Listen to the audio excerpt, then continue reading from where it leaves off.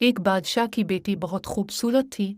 जब वो बड़ी हुई तो बहुत से शहजादों ने शादी के पैगाम भेजे, लेकिन शहजादी को कोई पसंद ही ना आता था। वो कहती थी, मैं तो सूरज से शादी करूंगी। आखिर एक दिन तन आकर बादशाह ने शहजादी को महल से निकाल दिया और कहा, जाकर सूरज से ही शादी कर लो और दोबारा कभी अपनी शक्ल ना दिखाना। शहजादी सूरज की तलाश में निकल पड़ी। वो मशरिक में पहाड़ों की तरफ गई, फिर जंगलों रेगिस्तानों से होती हुई एक ऐसे पहाड़ पर पहुंची जिसके ऊपर सूरज का महल था। वो महल के अंदर गई। वहां शहजादी को सूरज की बूढ़ी माँ मिली।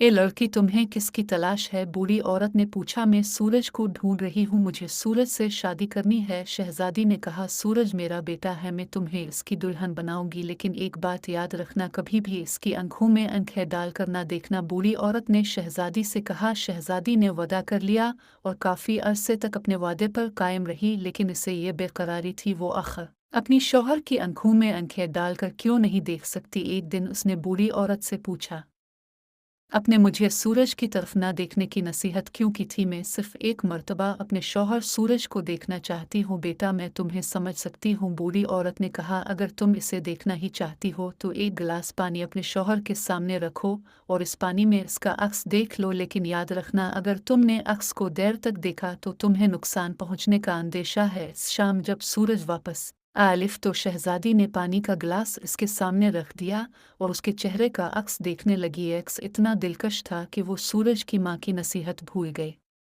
और देर तक इसे देखती रही, जिस पर सूरज को बहुत गुस्सा आया और उसने कहा, अगर तुम मेरा एक कहना नहीं मान सकती तो तुम्हें मेरे महल में रहने का भी कोई हक नहीं। अभी इसी वक्त मेरा महल छोड़ दो। इसने शहजादी का हाथ पकड़कर उसे अपने महल से निकाल दिया। शहजादी रोती धोती पहाड़ के दामन में उतर गई।